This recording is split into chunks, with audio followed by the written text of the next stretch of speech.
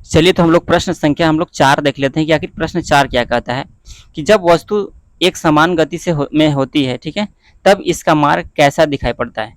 एक समान गति कब होगी, ठीक है, जब वस्तु की जो गति होगा वो एक सीधी रेखा में होगा, ठीक है, क्योंकि आप अपनी वाहन को कब आप एक समान गति से आप चला पाएंगे, ठीक है, जब क्या होगा, रास्ता एकदम सीधी रेखा में होगा, ठीक है, रास्ता एकदम सीधा होगा, तब जाकर आप किसी वाहन को आप क्या कर सकते हैं, एक समान गति से चला सकते हैं। यानी जब एक वस्तु समान गति में होती है तब इसकी मार्ग कैसा होता है, तो इसकी मार्ग जो होता है सरल रेखा में होता है। क्या होता है, सरल रेखा में होता है, ठीक है। तो इसका आंसर आपको पता चल गया है। नेक्स्ट जो है आपका यहाँ पर प्रश्न संख्या जो 5 कहता है, ये है आपका एक मार्ग के दौरान अंतरिक्ष यान में एक सिग्नल को पृथ्वी तक पहुंचने में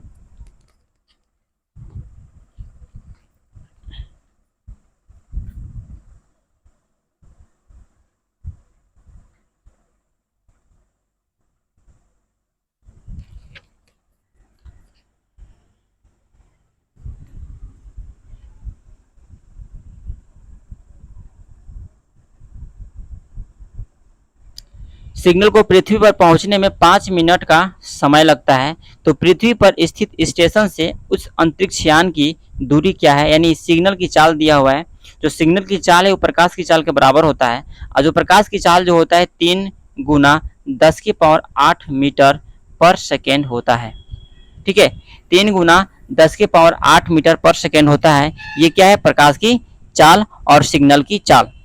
तो यहाँ पर चलिए हम लोग इसका वैल्यू निकालते हैं, ठीक है, यानी दूरी डिस्टेंस निकालते हैं। तो यहाँ पर दिया हुआ है हमको टाइम दिया हुआ है, क्या दिया हुआ है, टाइम दिया हुआ है। टाइम कितना दिया हुआ है, 5 मिनट दिया हुआ है टाइम, ओके, टाइम 5 मिनट दिया हुआ है। तो 5 को पहले हम इसको सेकेंड में कन्वर्ट कर लेते हैं। तो 5 को अगर सेकेंड में कन्वर्ट करते हैं तो 5 गुना 60 करेंगे, यानी 6 5 300 क्या हो जाएगा, 300 आपका सेकेंड आ जाएगा, ओके, क्या हो जाएगा 300 सेकेंड।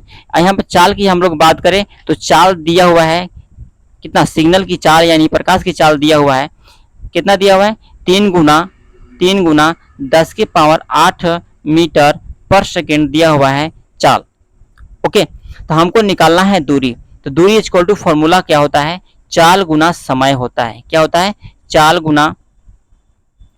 गुना समय होता है। अब हम चाल का फॉर्मूला, आपको पता होगा कि चाल का फॉर्मूला होता क्या है, ठीक है। तो चाल तो आपको पता चला गया, चाल दूरी बराबर होता है चाल गुना समय हो गया।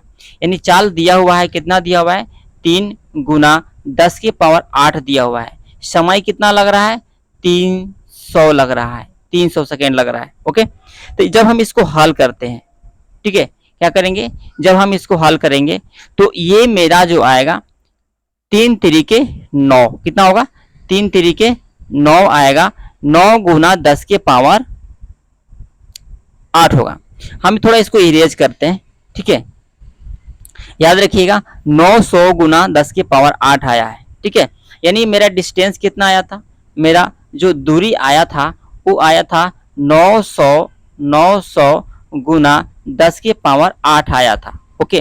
क्या करेंगे, ये 2 जीरो को हटाएंगे, ठीक है, ये 2 जीरो को हटाएंगे तो यहाँ 2 जीरो प्लस हो जाएगा।